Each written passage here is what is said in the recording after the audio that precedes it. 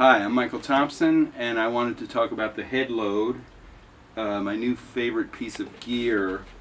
I use it for recording and for live, and it's just been fantastic. It gets a great direct sound out of the direct outs, and I can easily mix and match using a microphone, and I have full control over the volume of the speaker with the attenuator. It kind of solves a bunch of problems. I've been a big fan of the Radial JDX for a lot of years, and I like the tone of that box. This one does it one better or two better or 10 better, really, because it has all these different features, not the least of which is the treble and bass that you can add to the already good JDX kind of tone. It's a winner, and I've really spent a lot of time using speaker simulators. I mostly record direct, so this has been a wonderful box for me.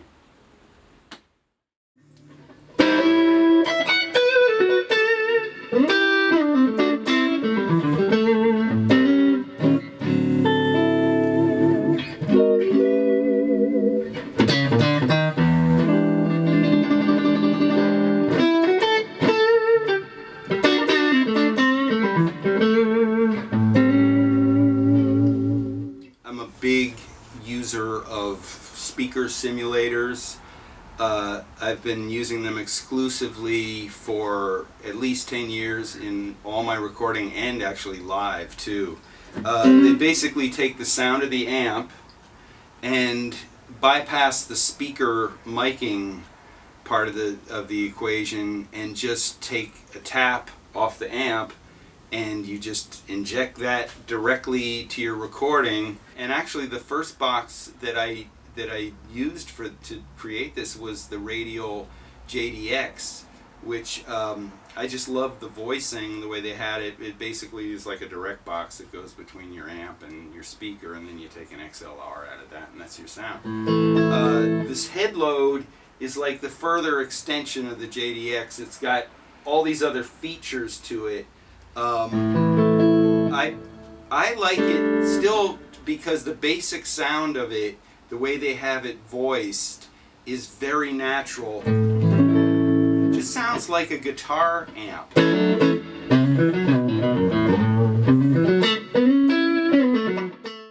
I've got pretty much every kind of speaker simulator, and they're all good for what they do, but they all have their own sort of personality.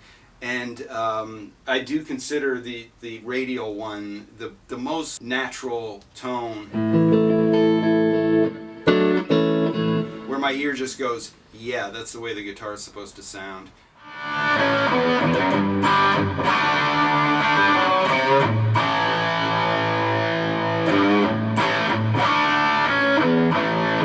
One of the aspects of the Headload that's really cool is the Attenuator, which I'm finding is a really valuable feature to have for recording, because like right now I'm going through that Marshall over there, which is and I'm using the microphone, and it's hitting, like if I have it at full strength,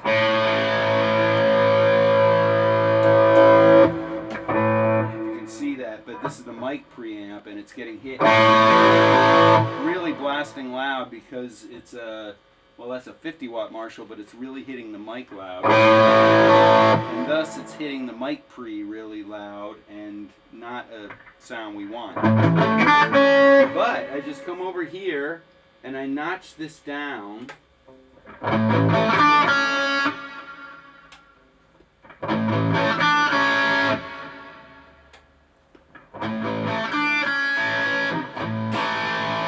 still have the good sound of the Marshall,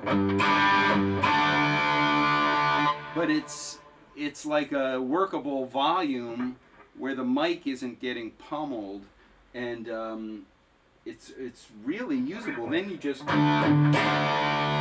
take your mic pre and turn that up.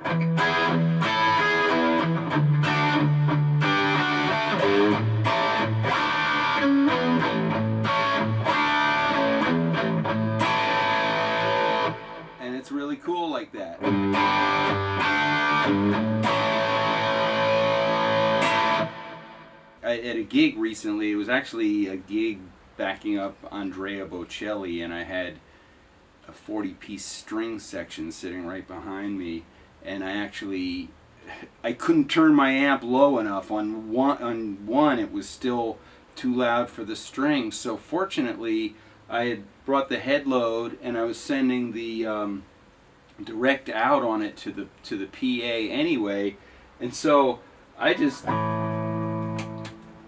turned it to the full load position, the off position, and everyone was super happy, and it sounded great. It sounded really good. So that was kind of a lifesaver in that situation.